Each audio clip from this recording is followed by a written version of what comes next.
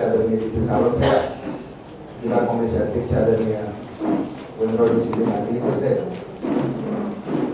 काँग्रेसचे नेते आदरणीय कोवळे, काँग्रेसचे प्रवक्ते मंत्री या ठिकाणी उपस्थित आहेत. मी आदरणीय आशीर्वाद चव्हाण साहेबांना विनंती करतो की आपण पत्रकारांना संबोधित करावं.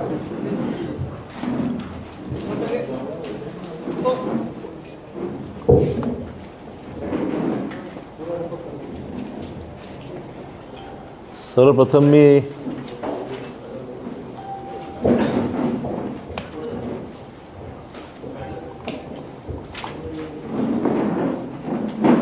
आजच्या पत्रकार परिषदेला उपस्थित झालेल्या सर्व माझ्या पत्रकार बांधवांचे, इलेक्ट्रॉनिक मीडियाचे आणि सर्व संबंधितांचे मनपूर्वक प्रथम मी आभार मानतो की आज आपण मी बोलवलेल्या या पत्रकार परिषदेला आज उपस्थित झालेला आहात. गेल्या 15 दिवसांमध्ये ज्या राजकीय घडामोडी आपण सर्वांनी पाहिल्या, अनुभवल्या आणि त्यानंतर जे सत्तांतर झालं, तो इतिहास आपण त्या गोष्टी सर्व आता इतिहास जमा झालेल्या आहेत. आणि महाविकास आघाडी सरकारमध्ये मलाही योगदान देण्याची संधी मला मिळाली. राज्याचं एक महत्त्वाचं मंत्रिपद मला महाविकास आघाडीमधल्या सरकारमध्ये मुख्यमंत्री उद्धवजी ठाकरे यांच्या नेतृत्वाखाली ही संधी मला मिळाली. विशेषतः नांदेड जिल्ह्याचा पालकमंत्री या नात्याने काम करण्याची मला जी संधी मिळाली आणि हे करत असताना आपल्या सर्वांचं मला वेळोवेळी सहकार्य मिळालेलं आहे, याची मला जाणीव आहे आणि त्याबद्दल मी आपला ऋणी आहे.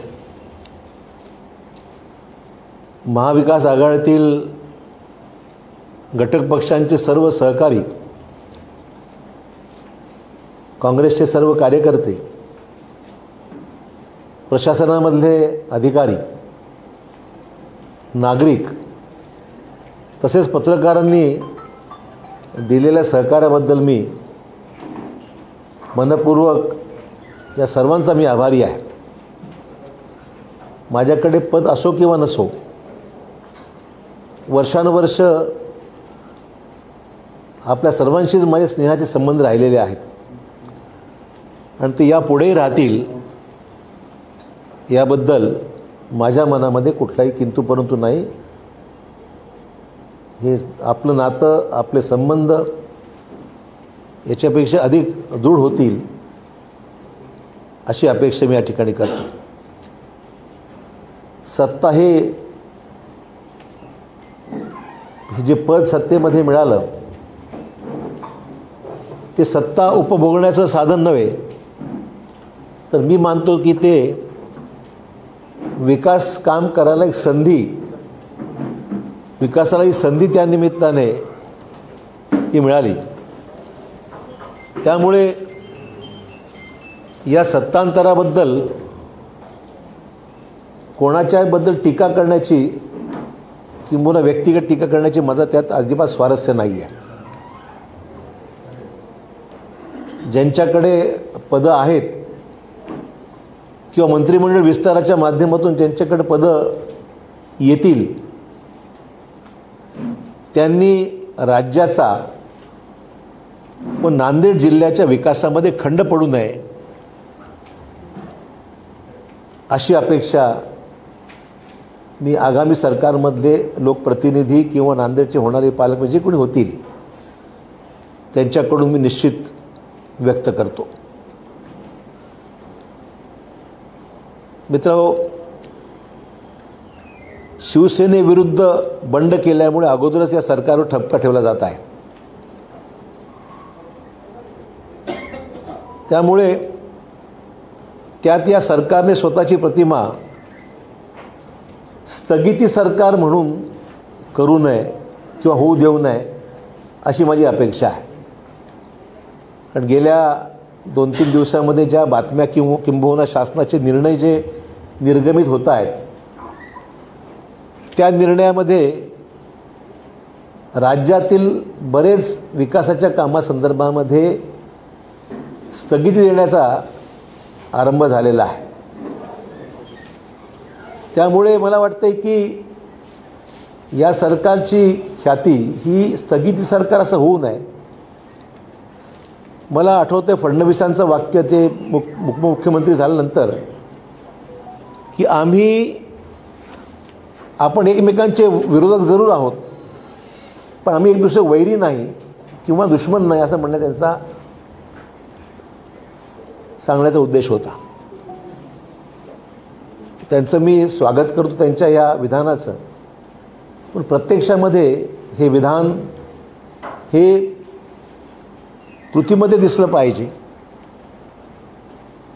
महाराष्ट्राच्या आणि नांदेड जिल्ह्याचा विषय, कारण मी नांदेड जिल्हा पालकमंत्री या नात्याने नांदेडमध्ये जी काही विकासात्मक कामं घेण्यासंदर्भामध्ये जो 2.5 वर्षामध्ये प्रयत्न केला, ज्याची अंमलबजावणी मोठ्या प्रमाणावर झाली आणि जी कामं आजही अविरतपणे सुरू आहेत, ही कामं पूर्णत्वास गेली पाहिजे अशी नांदेडच्या जनतेची अपेक्षा असणं स्वाभाविक आहे. त्यामुळे माझी अपेक्षा एवढीच आहे की हे कुठल्याही सरकार ही निरंतर प्रक्रिया आहे आणि येणाऱ्या सरकारने, मग आपल्याला आठवत असेल की 14 ते 19 या मागील काळामध्ये तत्कालीन सरकार भाजपचं जे होतं, त्या सरकारच्या कालावधीमध्ये मराठवाड्याचा आणि विशेषतः नांदेडचा विकास हा खुंटला होता. मी आल्यानंतर सगळी रखडलेली कामं मार्गी लावण्याचा मी प्रयत्न केला.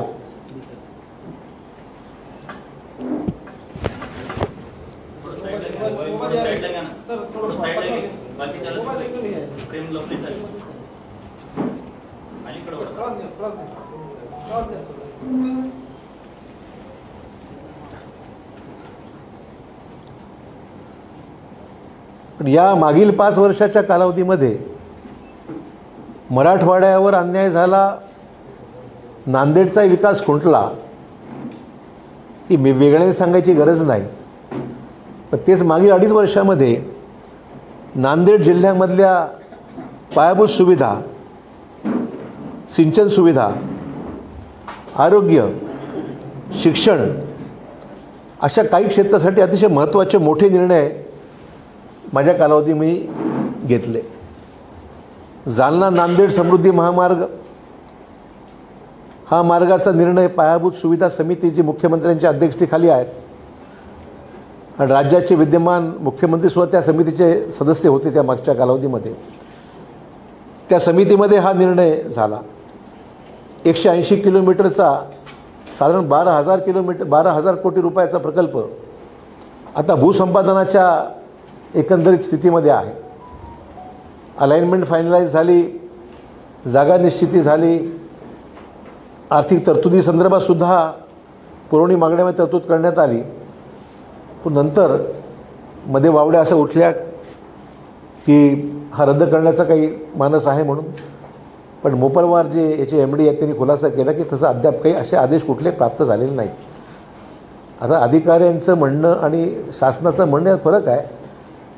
त्यामुळे माझी अपेक्षा आहे की हा सुद्धा विषय मार्गी लागावा आणि मराठवाड्याचा अतिशय महत्त्वाचा विषय जो आहे पायाभूत सुविधाच्या बाबतीमधला हा अतिशय महत्त्वाकांक्षी आणि महत्त्वाचा प्रकल्प राहणार आहे. मुंबई, जालना, नांदेड, हैदराबाद या बुलेट ट्रेनच्या विषयी मुख्यमंत्र्यांना आम्ही विनंती करून पंतप्रधानांना पत्र द्यायला लावलं. ते पंतप्रधान नरेंद्र मोदींच्याकडे हे पत्र पण आहे आणि मध्यंतरी ज्यावेळेस आम्ही त्यांना मराठा आरक्षणासंदर्भात भेटलो त्यावेळेससुद्धा ह्याचा उल्लेख आम्ही केला की हे काम मराठवाड्यासाठी महत्त्वाचं आहे. मुंबईला पोचायला 12-13 तास लागतात, त्यामुळे बुलेट ट्रेनसुद्धा झाली पाहिजे.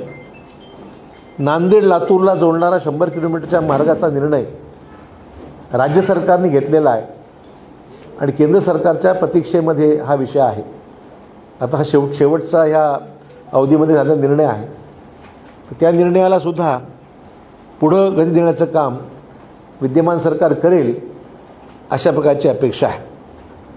मध्य गोदावरीमध्ये 19 TMC तर 44 TMC पेनगंगेमध्ये अशा एकूण 64 TMC पाणी मराठवाड्यासाठी मध्यंतरीच्या काळामध्ये जयंतराव पाटलांच्या मागे लागून आम्ही ते करून घेतलं आणि त्यामध्ये नांदेड जिल्ह्यातील 40 नवीन प्रकल्प हे तसेच पेनगंगेवरील 7 उच्च पातळीचे बंधारे हाही निर्णय घेण्याचा निर्णय हा जयंतराव पाटलांच्या मंत्रालयाने घेतलेला आहे. म्हणजे अपेक्षा आहे की हा विषय त्याला जी काही पुढची जी प्रोसेस आहे त्या निविदा काढून जे पुढची जी प्रोसेस आहे ती मार्गी लागावी आणि मराठवाड्याचे पाणी मराठवाड्याला मिळालं पाहिजे. त्याचबरोबर लेंडी प्रकल्पासाठी 2033 कोटी रुपयाची सुधारित प्रशासकीय मान्यता ही देण्याचा निर्णयसुद्धा मागच्या काळात झाला, आपल्या शासनाच्या काळात झाला आणि त्यामध्ये 169 कोटी रुपयाचं स्वेच्छा पुनर्वसन करण्याच्या योजनेसाठी सुद्धा मान्यता देण्यात आली. त्यामुळे लेंडी प्रकल्पाचा जो सगळ्यात महत्त्वाचा विषय होता, कारण गेल्या 12 ते 15 वर्षापासून प्रकल्प लांबलेला आहे, त्यामुळे त्याला रिवाईज ॲडमिनिस्ट्रेटिव्ह अप्रुव्हल लागत होतं. ते 2033 कोटीचं सुधारित प्रशासकीय मान्यता आणि 169 कोटी रुपयाचं स्वेच्छा पुनर्वसन अशा दोन्ही प्रकारचे महत्त्वपूर्ण निर्णय आपल्या सरकारने घेतलेले आहेत. मित्रहो, त्याचबरोबर अतिवृष्टी व पूर परिस्थितीमुळे बाधित झालेला विषय होता. शेती पिकांच्या नुकसानीपोटी पैसे द्यायचा विषय होता. शेतकऱ्यांना एकूण 455 कोटी रुपये मंजूर करण्यात आले आणि पीक विमा कंपनीकडून 458 कोटी 89 लाख रुपयाचे दावे मंजूर करण्यात आले. त्यामुळे हे काम मधल्या काळामध्ये पीक विमा असो, अतिवृष्टी नुकसानच्या बाबतीमध्ये असो, हे सगळे विषय त्यातून मार्गी लागलेले आहेत. नांदेडमध्ये जिल्हा न्यायालयाच्या इमारती दोन्ही ह्या त्याला मंजुरी झालेली आहे, त्याच्या निविदाही अंतिम झालेल्या आहेत. या शेवटची पर्यावरणाची परवानगीसाठी थांबलं होतं, बाकी सगळी प्रोसेस ही पूर्ण झालेली आहे. दोन इमारती आहेत, एक तर अलाइड कोर्ट्स जे आपले ते आणि मुख्य न्यायालय जिल्ह्याचं जे आहे ते, या 2 इमारती आहेत. याचे काम त्याचं टेंडर हे अंतिम झालेलं आहे आणि त्याचबरोबर जिल्हा प्रशासनाचंही तिकडे संकुल उभारण्याच्या बाबतीमध्ये प्रस्ताव आम्ही तयार केला होता. त्याचबरोबर नांदेड शहरात अधिक शैक्षणिक सुविधा उपलब्ध व्हाव्यात यासाठी नांदेड येथे मुलांसाठी व मुलींसाठी वसतिगृहाच्या बांधकामास मान्यता दिली. आपण पाहाल की विद्यापीठाच्या कॅम्पसमध्ये असो, इंजिनिअरिंग कॉलेजच्या कॅम्पसमध्ये असो, त्या ठिकाणी किंवा मेडिकल कॉलेजच्या कॅम्पसमध्ये असो, नवीन हॉस्टेल्सची मान्यता त्या ठिकाणी मिळून घेण्यात आलेली आहे. नवीन नर्सिंग कॉलेज नांदेडला सुरू झालेलं आहे. BEd कॉलेजला जागा व बांधकामाचं BEd कॉलेजसुद्धा विद्यापीठाच्या परिसरामध्ये देण्याचा निर्णय झालेला आहे आणि डॉक्टर शंकरराव चव्हाण स्पर्धा परीक्षा केंद्र व वसतिगृह ह्याला त्याचे बांधकाम मागच्या वेळेस भूमिपूजनाचं काम सुरुवात झालेली आहे. त्यामुळे हे सगळे शैक्षणिकदृष्ट्या महत्त्वाचे निर्णय हे मागच्या कालावधीमध्ये हे घेण्यात आलेले आहेत. कोरोनाच्या काळातसुद्धा आपण पाहाल की आरोग्य यंत्रणेच्या बळकटीकरणाचं काम असो, कोविड केअर सेंटरच्या माध्यमातून ऑक्सिजन टँक्स आपल्या नांदेडमध्ये अनेक ठिकाणी झाल्या, जिल्हा मुख्यालयाला झाल्या, तालुक्याला झाल्या, RT-PCR लॅब 2 ठिकाणी झाल्या नांदेडमध्ये आपल्या. आपण पाहिलं विद्यापीठाची झाली, मेडिकल कॉलेजची झाली आणि जिल्हा सामान्य रुग्णालयाला 300 खाटांचं करण्याचा निर्णय, आपलं जे मेन सिव्हिल हॉस्पिटल आहे ते सुद्धा 300 खाटांचा ज्याला प्रशासकीय मान्यता देण्यात आलेली आहे, ते सुद्धा काम मार्गी लागावं अशी अपेक्षा आहे. त्यामुळे आरोग्य सुविधांची दर्जोन्नती करण्यात आलेली आहे, बळकटीकरण करण्यात आलेलं आहे. आता सगळ्यात महत्त्वाचा मुद्दा जो कोरोनाच्या काळामध्ये ज्या गोष्टी आवश्यक होत्या, त्यामुळे नांदेड जिल्ह्यामध्ये एकंदरीत खूप याचा फायदा ह्या निश्चित होणार आहे. बाकी अर्थसंकल्पामध्ये नांदेड जिल्ह्यामध्ये सुद्धा भरपूर पैसा, मी पण याची एक सेपरेट नोट याला इश्यू करेन मी, कारण आकडेवारी भरपूर आहे. मला वाटतं त्यात तुम्हाला काही सांगायला तयार आहे, पण आता आहे माझ्यासमोर. पण त्यासाठी एक वेगळी प्रेस नोटसुद्धा मी काढून नांदेडची आपली रस्त्याची कामं असोत, नाबार्डच्या अंतर्गत पुलांची कामं असोत, नांदेड प्रमुख जिल्हा मार्गांना निधीचा विषय असो, कार्यालयीन इमारती असो, कर्मचाऱ्यांची निवासस्थानं असो, विश्रामगृहासाठी पैसे असोत, महसूल विभागाच्या निवासस्थानाचा विषय असो, वैद्यकीय शिक्षण विभागाच्या इमारतीचे दोन कामासाठी पैसे असोत, नंतर उच्च व तंत्र शिक्षण, म्हणजे प्रत्येक विभागाच्या इमारतीच्या बांधकामाला सुद्धा मोठा पैसा नांदेड जिल्ह्यामध्ये हा देण्यात आलेला आहे. त्याचबरोबर आपल्याला कल्पना आहे की संपूर्ण राज्यामध्ये एशियन डेव्हलपमेंट बँकेच्या माध्यमातून अतिशय कमी व्याजाने साधारण 5,000 कोटीपेक्षाही जास्त रक्कम हा जो दुसरा टप्पा आहे तोही त्याला मान्यता दिलेली आहे. आणि त्यामध्ये नांदेड जिल्ह्यामधला 100 किलोमीटरचा रस्ता ज्याची किंमत 1,000 कोटी रुपये आहे, ती नांदेडपासून थेट बासरपर्यंत कारेगाव फाटा मार्गे तो धर्माबाद मार्गे बासरला जाण्याकरता 100 किलोमीटरच्या रस्त्याच्या मान्यता निविदा ही अंतिम स्तरावर एशियन डेव्हलपमेंट बँकेकडे आहे. कालच माझ्या कानावर बातमी अशी आली की शासनाने सगळे टेंडर्स जे राज्यातले आहेत एशियन डेव्हलपमेंट बँकेचे तेही थांबवण्याची सूचना काल दिल्याची माहिती माझ्या कानावर आहे. हे जर झालं तर दुर्दैव राहील मराठवाड्याचं. म्हणजे मला मुद्दाम सांगतो यासाठी की हे प्रश्न आम्ही सकारात्मक पद्धतीने या शासनाजवळ जरूर नेणार आहोत. म्हणजे आम्ही काही नुसतं त्यांनी थांबावं आणि आम्ही ऐकावं अशी भूमिका राहणारच नाही.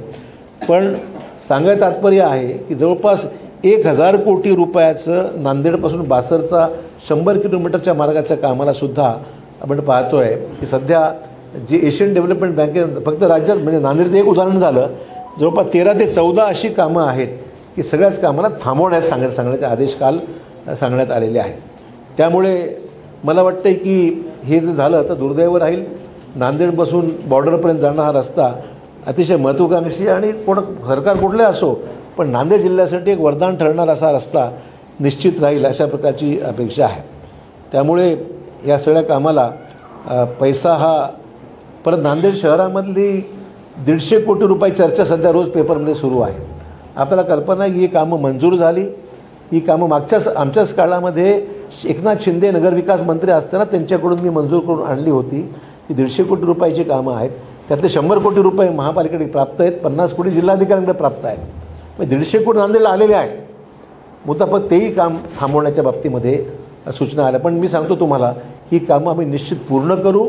नांदेडच्या विकासाच्या कामाला कुठंही त्याला गतिरोधक राहणार नाहीत आणि त्याकरता विद्यमान शासनाकडून प्रयत्न करून जी कामं सुरू झालेली आहेत, निधी उपलब्ध करून देण्यात आलेले आहेत, निविदा स्तरावर असतील, त्या सगळ्या कामाला पूर्णत्वास नेण्याकरता निश्चितच विद्यमान सरकारकडून आम्ही प्रयत्न आमच्या पद्धतीने करू. प्रतिसाद मिळाला ठीक आहे, नाही मिळाला तर मग आमच्या पद्धतीने मग पुढचा मार्ग काय स्वीकारायचा तो आपण नंतर ठरवू. आज मी काय त्यात वाच्यता करत नाही.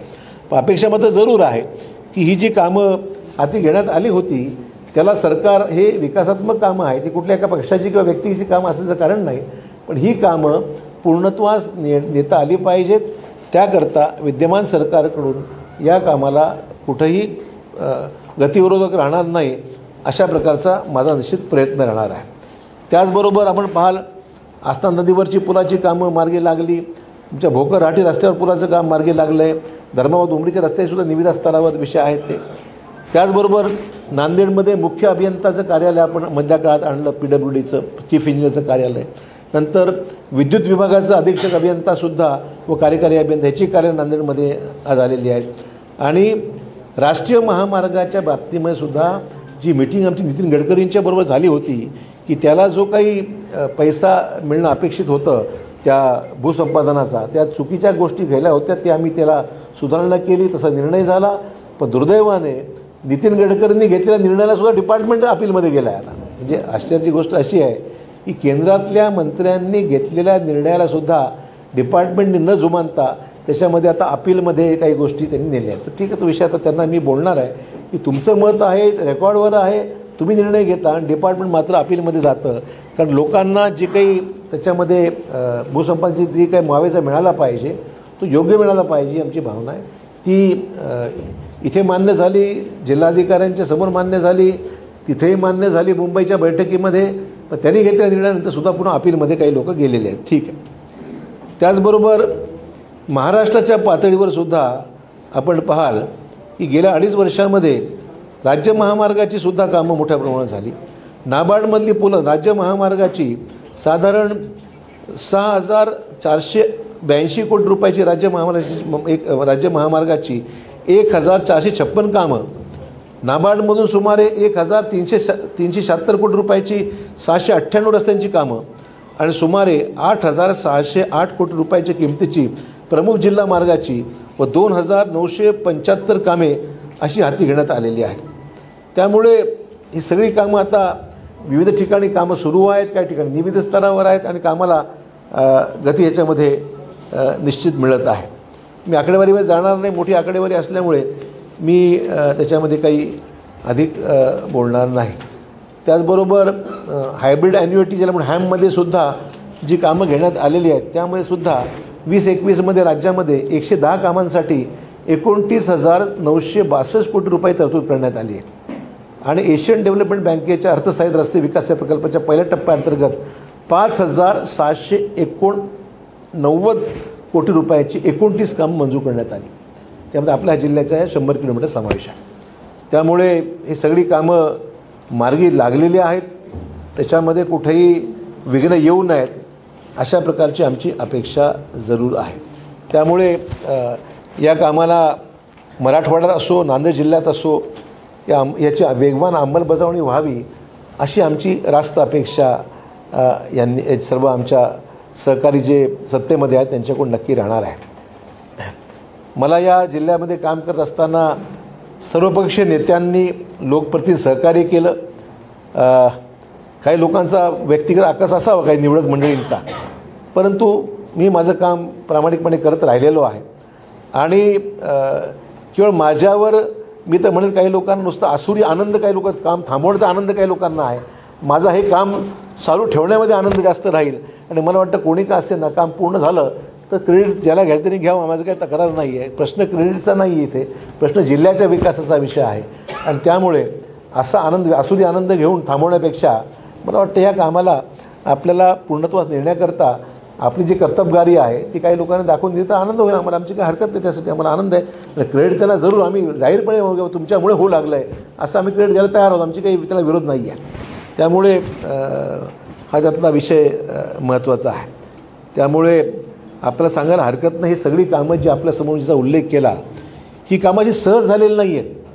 या सगळ्या कामाला पहिल्यापासूनही आपल्याला खूप पाठपुरावा करावा लागला, अनेक लोकांशी भेटावं लागलं, बोलावं लागलं, त्याच्या पैशाची तरतूद करून घ्यावी लागली, अर्थसंकल्पामध्ये ती कामं आणावी लागली, वर्क ऑर्डर नेईपर्यंत त्याचा पाठपुरावा करावा लागला.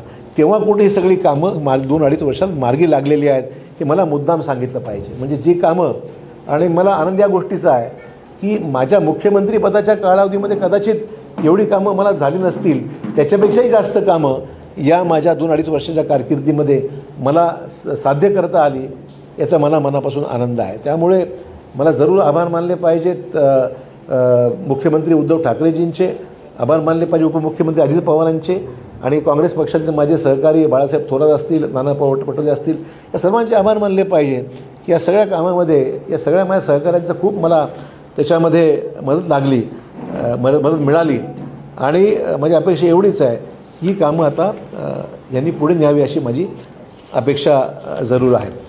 बाकीचे काही विषय तुम्हाला प्रश्न विचारण्यासाठी मी उत्तर ठेवतो मी, आणि काही विषय आहेत. आणि मला एवढंच फक्त नांदेडच्या लोकांना फक्त एवढंच आश्वासित करायचं आहे की नांदेडच्या लोकांनी चिंता करायची गरज नाही आहे. हे मला, कारण की मी वृत्तपत्रात बातम्या ऐकतो, वाचतो, चिंता जरूर आहे. लोकांना स्वाभाविक आहे, सत्तांतर झाल्यामुळे जिल्ह्याचं कसं होणार ही लोकांची अपेक्षा असणं स्वाभाविक आहे. पण मला आश्वस्त करायचं माझ्या नांदेडवासियांना की त्यांनी माझ्यावर भरभरून प्रेम केलं आणि त्या प्रेमापोटी मला भरपूर ताकद मिळाली, काम करता आलं आणि आगामी काळामध्ये ही सगळी कामं एक विरोधी पक्षाचा आमदार या नात्याने तत्पर राहून ही कामं पूर्णत्वास जातील, या कामाला योग्य तो निधी मिळेल असा माझा प्रामाणिक प्रयत्न राहील. सरकारकडे जाऊनहीसुद्धा याचा आम्ही पाठपुरावा करू आणि त्यात यश मिळावं अशा प्रकारची अपेक्षा की मला यासाठी आहे की फडणवीसांचं स्टेटमेंट हे जे होतं ते सकारात्मकच होतं परवा, की आम्ही शत्रू नाही, विरोधक आहोत पण शत्रू नाही आहोत. पण ठीक, आनंदाची गोष्ट. त्यामुळे शत्रुत्वाचं नातं आधी नव्हतं, आत्ताही नाही आहे. त्यामुळे या कामामध्ये खंड पडणार नाही अशा प्रकारची माझी अपेक्षा आहे. आणि बस एवढंच मला या निमित्ताने सांगायचं आहे. बाकी आपण विचारू शकता. आणि त्यानंतर एक पुढची घोषणा जे आहेत ते शंकरराव चव्हाण साहेबांच्या जयंती 14 तारखेला, त्या निमित्ताने एक वेगळी माहिती तुम्हाला हे देतील. पण आधी आपले प्रश्न संपूर्ण पण आता ठीक. Okay okay.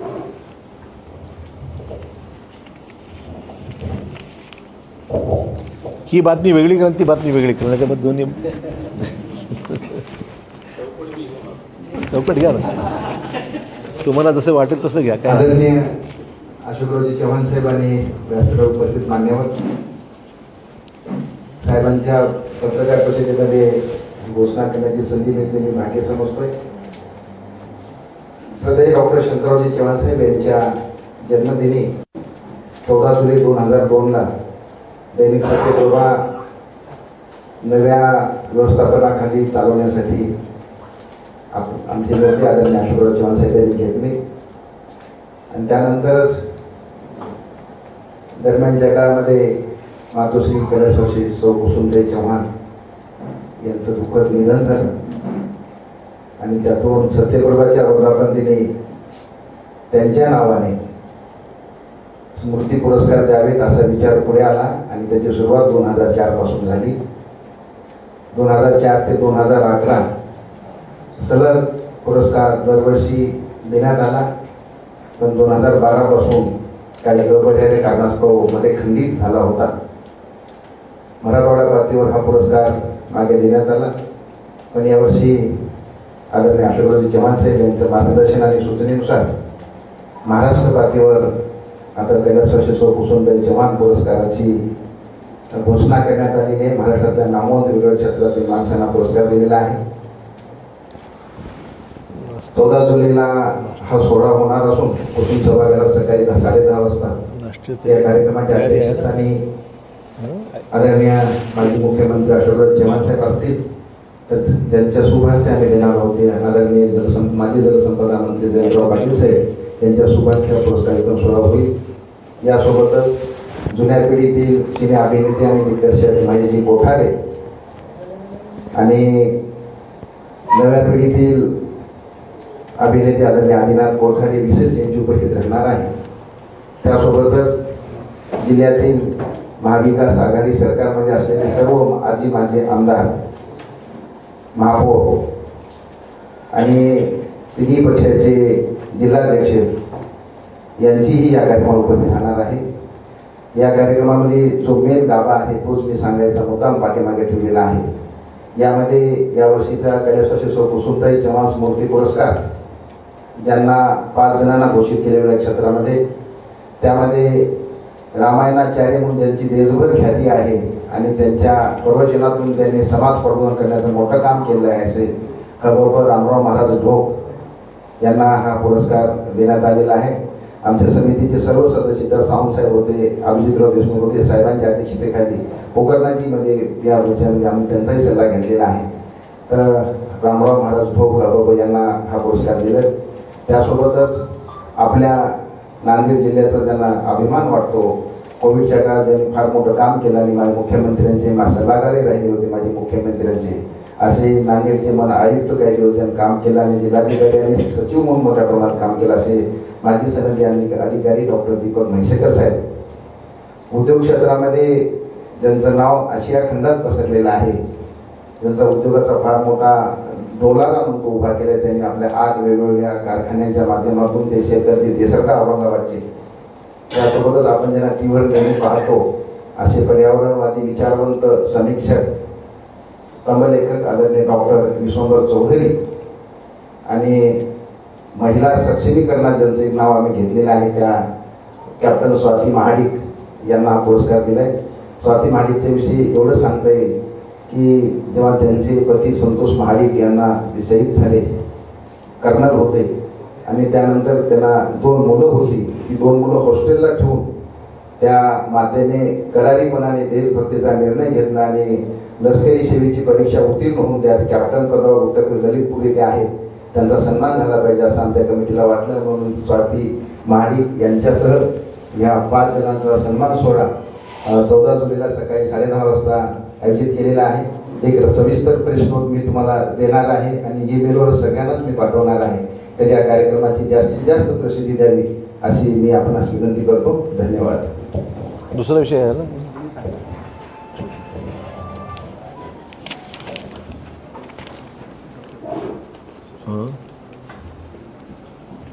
नाही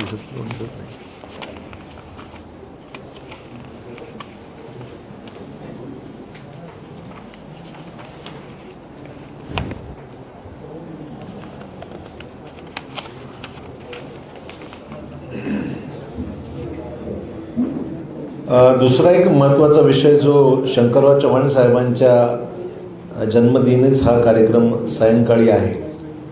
एक तर डॉक्टर शंकरराव चव्हाण यांच्या सिंचन क्षेत्रातील योगदानावर चित्रायण निर्मिती या संस्थेने व शंकरराव चव्हाण प्रतिष्ठान मुंबई यांच्या संयुक्त विद्यमाने एक माहितीपटाची निर्मिती करण्यात आलेली आहे. तरुण दिग्दर्शक अजिंक्य महाडगुत यांनी त्याचे दिग्दर्शन केलेलं आहे. या माहितीपटाचे नाव जलनायक डॉक्टर शंकरराव चव्हाण असून 14 जुलै रोजी निमंत्रितांसाठी एक विशेष शो, विशेष प्रदर्शन त्या 14 तारखेला सायंकाळी होणार आहे. लवकरच हा डॉक्युमेंटरी OTTवर सुद्धा आणण्याचा आमचा प्रयत्न आहे. सर्वत्र जाईल ती. तर हा माहितीपट प्रत्येकाला पाहता यावं. शंकरराव चव्हाण साहेबांनी ज्या पद्धतीने जलसिंचनामध्ये जे काम मोठ्या प्रमाणावर केलेलं आहे ते सर्व संकलन करून ही डॉक्युमेंटरी तयार करण्यात आलेली आहे. त्याचंही त्याच दिवशी सायंकाळी जयंतराव पाटील यांच्या उपस्थितीमध्ये त्याचा एक विशेष शो आणि आपले महेश कोठारे आणि आदिनाथ कोठारे यांच्या उपस्थितीमध्ये हा कार्यक्रम नांदेडला सायंकाळी होणार आहे त्या दिवशी.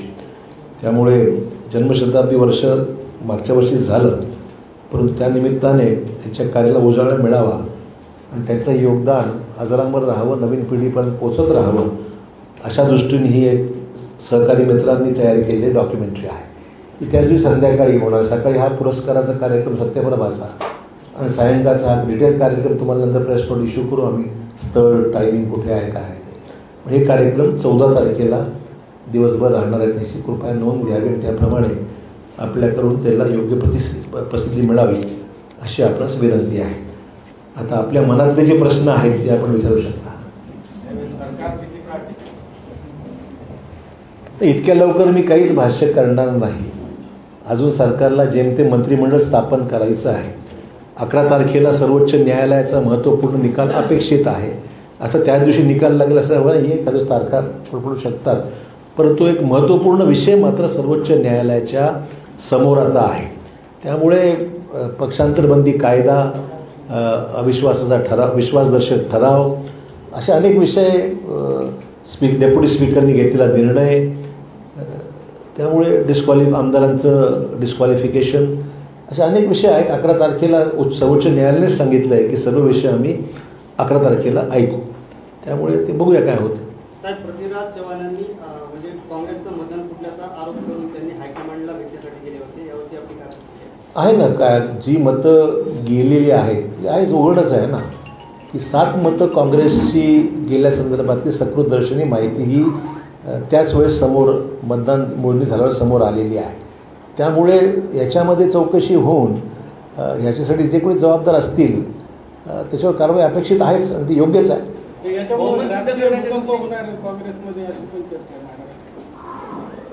असं माझ्याकडे तर अशी काही भूकंपाची माहीत नाही. तुमच्याकडे काही यंत्र असेल तर मला सांगा, पण माझ्याकडे अशी माहिती माझ्याकडे तरी नाही. विश्वासदर्शक ठरावाच्या दिवशी आपल्यासह अन्य काही आमदार जे आहेत त्या दिवशी म्हणजे उशिरा त्या ठिकाणी गेलं तर तुमच्यावरती टीका होते, याबद्दल आपण टीका होणं अपेक्षितच आहे. पण मला मुद्दाम एक खुलासा केला पाहिजे की सभापती अध्यक्षाच्या निवडीच्या वेळेस आम्ही विरोधात मतदान केलंच आहे ना. महाविकास आघाडीच्या बरोबरच मतदान आम्ही केलेलं आहे. दुसऱ्या दिवशी फक्त पोचायला 3च मिनटं उशीर झाला. नॉर्मल प्रथा अशी असते की अगोदर चर्चा होते आणि मग ठराव मतास टाकला जातो. ही प्रथा आत्तापर्यंत राहिलेली आहे माझ्या माहितीप्रमाणे. परंतु त्या दिवशी आम्ही पोचायला 3-4 मिनटं उशीर झाला आणि आम्ही सभागृहाच्या लॉबीमध्ये पोचेपर्यंत लॉबीमध्ये गेलो, सभागृहाच्या बाहेर जी लॉबी असते तिथे पोचलो, तोपर्यंत दरवाजे बंद झाले होते. मी एकटाच नव्हतो, जवळपास 12-13 लोक होते. त्याच्यामध्ये राष्ट्रवादीची काही लोक होती, काँग्रेसची काही लोक होती, जी सकाळी 2-3 मिनिटांनी उशिरा पोचली होती. आपले काही आमदार पळत पळत गेल्याचे फोटो आपण पाहिले असतील बऱ्याच ठिकाणी. म्हणजे ते तर आमच्या नंतर उशीर आल्याची माहिती मला आहे. हां, ते पळत आले ते. हां, नाही मला माहीत नाही, असं आहे नाही, नियम बरोबर आहे तो. एकदा मतदानाची प्रक्रिया सुरू झाल्यानंतर सर्व दरवाजे लॉक होतात आणि त्यावेळेस मध्ये कोणाला जागा मोजणीचा प्रश्न असतो, विषय असतात. त्यामुळे मी त्यांना दोष देत नाही. आणि आम्ही सभापती अध्यक्षाकडे चिठ्ठी पाठवली होती की आम्ही एवढे आमदार बाहेर आहोत, आपण अनुमती द्यावी. त्यांच्याकडून प्रतिसाद नंतर येणं अपेक्षित नव्हताच, कारण की ते ऑलरेडी लेट झालं होतं. त्यामुळे त्यांना काही दोष मी देणार नाही. परंतु तसं काय असतं, समजा तुमच्या मनात जे आहे की आम्ही लेट का झालो, तसं असतं तर आम्ही गेलोच नसतो ना तिकडे. हे आता साधं गणित आहे. तसं काही मनात वेगळं असतं तर आम्ही सभागृहातच गेलो नसतो. आम्ही सभागृहात गेलो, लॉबीमध्ये पोचलो, पण जाईपर्यंत दरवाजे बंद झाले होते. त्यामुळे त्याला इलाज नव्हता. महाविकास आघाडी सरकारमध्ये फक्त शिवसेनेच्या आमदारांची कामे होत नाहीत असा सतत आरोप होतोय. दरम्यान राष्ट्रवादी काँग्रेस पक्षाचे जे आमदार आहेत त्यांना अजित पवारांनी जास्तीचा निधी दिला असंही बोललं जातं. काय सांगणार आहे? असं आहे की मला याच्यामध्ये फक्त एवढं सांगता येईल, नांदेड जिल्ह्याचा पालकमंत्री या नात्याने शिवसेनेच्या आमदाराच्या मतदारसंघात सगळ्यात जास्त कामे नांदेडमध्ये झाली की नाही आपण तपासून बघा. नांदेड उत्तरचं उदाहरण मी देतो. सगळ्यात जास्त कामं दक्षिणला दिलेच, पण दक्षिणपेक्षा जास्त पैसा उत्तरला दिल्याची तुम्ही माहिती आहे. जी काही कामं सुरू आहेत नांदेड शहरामध्ये, उत्तरमध्ये पैसे जास्त दिले गेले. दुसरी गोष्ट, अर्थसंकल्पीय तरतुदीच्या वेळेस मला आठवते एकनाथ शिंदे माझ्याकडे स्वतः आले. त्यांनी सांगितले आमच्या आमदारांना एवढे पैसे द्या, अमुक तमुक. मग मुख्यमंत्र्यांकडे आम्ही दोघंही मिळून गेलो, मुख्यमंत्री चर्चा केली आणि मुख्यमंत्र्यांच्या सांगण्याप्रमाणे जी काही पैसे देणं अपेक्षित ते सुद्धा त्या अर्थसंकल्पात तरतूद शिवसेनेच्या आमदारांसाठी विशेष करण्यात आली. मला मुद्दाम बाकीचं मला माहीत नाही, पण माझ्या विभागापुरती मी सांगतो की मुख्यमंत्र्यांच्या साक्षीने मी, एकनाथ शिंदे, अजित पवार त्या मीटिंगमध्ये होते, मुख्यमंत्री त्यांच्या उपस्थित जे काही निर्देश मला दिले मुख्य त्याप्रमाणे पालन पूर्ण झालं आहे. त्यामुळे माझ्या विभागापुरती विषय मी बाकीच्याच मी काही सांगू शकत नाही. त्यांनी तेच त्यांनी बघावं.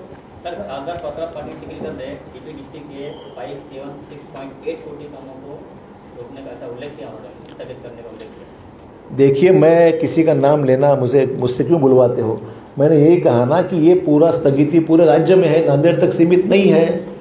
जो उन्होंने स्टे दिया है डीपीडीसी के कामों के बारे में, वो नई सरकार आने के बाद में उन्होंने पूरे राज्य में दिया है. ठीक है, कामाचं काम सुरू केल्याचं की बंद केल्याचं? दलित नेते चंद्रकांत खैरे यांना रीतसर कट कारस्थान करून पाडण्यात आल्याचा आरोप नाना पटोले यांनी केलेला आहे. दरम्यान या असे क्रॉस वोटिंग झाल्यानंतरही पक्षाकडून काही अद्यापर्यंत कारवाई झाली नाही. कट कारस्थान वगैरे कोणी केलं असं यावर विश्वास नाही माझा. परंतु त्यांची मतं जवळपास त्यांना 29 मतं ही देण्यात आली होती. त्यांना 22 मतं पडली अशी माझी माहिती आहे. 7 मतं त्यांची इतरत्र गेल्याचं चित्र आहेच पहिल्या प्रेफरन्सची. त्यामुळे या चौकशी झाली पाहिजे अशी आमची धारणा आहे, पक्कीच धारणा आहे. मतं फुटली वस्तुस्थिती आहे. फडणवीस साहेबांनी अदृश्य हाताचा आभार मानले, काय सांगाल? नाही, पण त्यांना माहिती, त्यांना कोणचा कुठला अदृश्य हात त्यांना त्यांनी पाहायला अदृश्य दिसला कसा हाच प्रश्न आहे. त्यांना अदृश्य एखादी गोष्ट असतात दिसते कशी?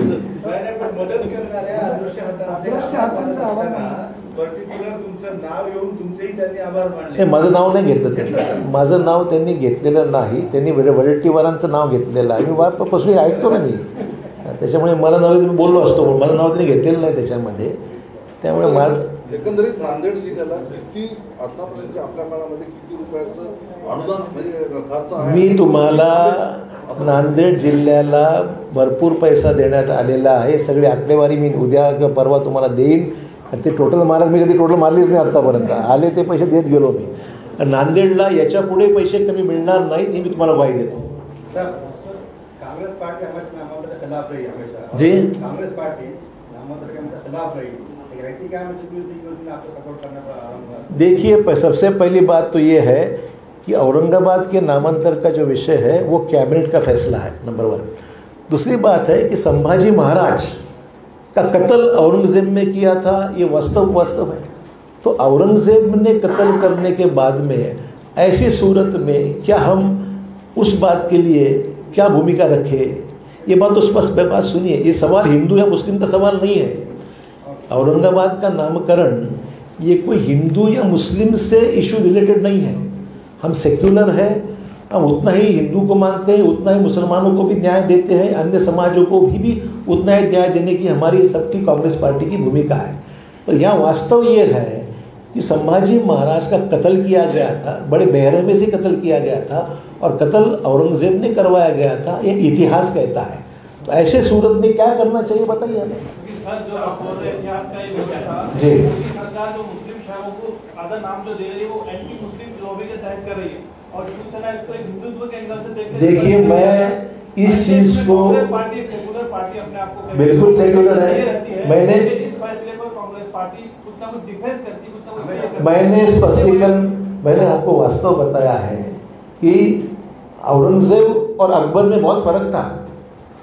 औरंगजेब की जो पिछली इतिहास है, उन्होंने अपने खुद के वालिद का भी कत्ल किया था, ऐसा इतिहास है, अगर मैं गलत नहीं बोलूँगा तो मैं इसमें अभी जाना नहीं चाहता हूँ। इसको कृपया हिंदू या मुस्लिम के एंगल से मत देखिए। इसको कैबिनेट ने फैसला एक विशिष्ट परिस्थिति में लिया गया है, इतने अंतर में कहना चाहूँगा। नामांतरावरून शरद पवारांनी सुद्धा विरोध दर्शवला होता। दरम्यान काँग्रेस पक्ष हा त्या दरम्यान वॉकआउट करणार होता, मात्र नंतर काँग्रेसनं समर्थन दिलं असं बोललं जातं। नाही, असं कुठलाही निर्णय ना राष्ट्रवादीने घेतला होता ना काँग्रेसने घेतला होता। औरंगाबाद की आपने सफाई की है, उस्मानाबाद के बारे में क्या बोलेंगे जो धाराशिव किया गया? देखिए, उस्मानाबाद के जो विषय कैबिनेट में आने के बाद, फैसला होने के बाद मैं और क्या कह सकता हूँ। देखिए, मैं इसमें कोई ज़्यादा बहस करके इसको अलग एंगल से बात नहीं करना चाहूँगा। मैंने इतिहास का जो सच्चाई है आपके सामने रखी। हाँ, इतक्या लवकर बाहेर करणं अयोग्य नाही। मला वाटतं आम्ही काही एवढे उतावळे झालेलो नाही आणि आम्ही काही एवढे उतावळे झालेलो नाही। त्याने संधी घेतलेली आहे, कशा पद्धतीने घेतली आहे जाहीर आहे आणि त्यामुळे अशा परिस्थितीमध्ये त्यांना शुभेच्छा। किती दिवस टिकवतील हे त्यांच्यावर आहे। आघाडी राहील का साहेब?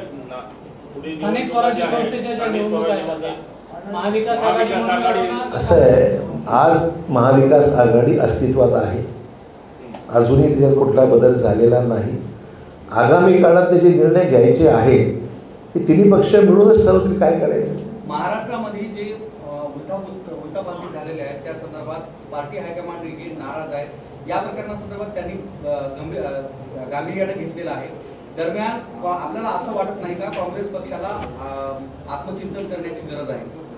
अनेक विषय आहेत। काँग्रेस पक्षाचं उदयपूरला अधिवेशन झालं, शिर्डीलाही त्याचा पाठपुरावा झाला, जिल्हा पातळीवर सुद्धा अंमलबजावणी करण्याची प्रक्रिया सुरू झालेली आहे आणि काँग्रेस पक्षाने हा विषय गांभीर्याने घेतलेलाच आहे।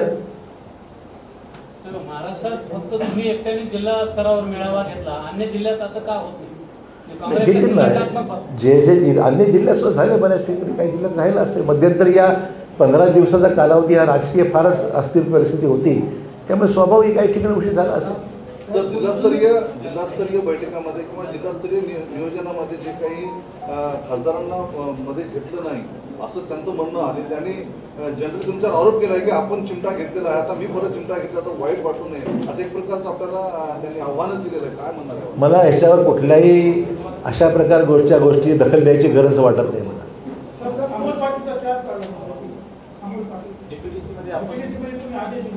मी काही अजून VPDC नंतर काय घडलं अजून माहिती घेतलेली नाही, माहिती घेईन मी।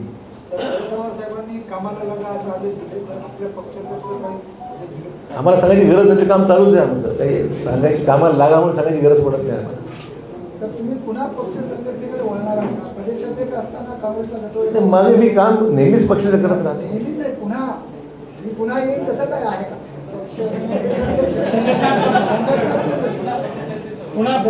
तुम्ही प्रदेशाध्यक्ष असताना काँग्रेसला शतप्रतिशत यश मिळालं होतं सगळीकडे, त्याचा एकदा पुन्हा असं आहे की मी संघटनेचं काम अगोदर सुद्धा मंत्री असताना सुद्धा करत होतो, सत्तेवर यायच्या अगोदर सुद्धा करत होतोच आणि पुढे करत राहू ना. आता भरपूर वेळ आहे.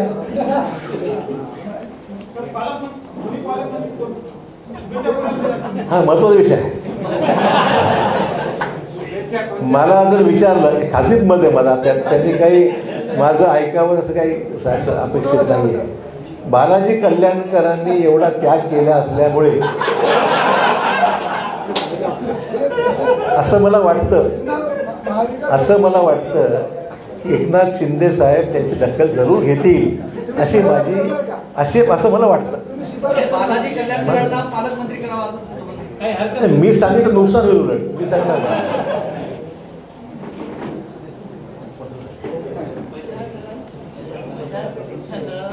ठीक आहे. अजून या सरकारच्या ही सरकार 2.5 वर्ष पूर्ण सुरू झालं असं काही वाटतंय का?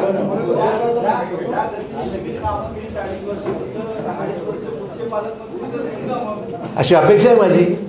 हे बा, येणारा पालकमंत्री कोणी असो, कुठल्याही पक्षाचा असो, आमचं म्हणणं एवढंच आहे, जी जिल्ह्याची विकासाची परंपरा आहे ती कायम टिकली पाहिजे आणि ह्याच्यापेक्षा दुपटीने काम करावं अशी माझी अपेक्षा आहे. माझं व्यक्तिगत आणि माझ्या पक्ष सहकार्याचं व्यक्तिगत त्यांना पूर्ण सहकार्य राहील मी साहेब सांगतो.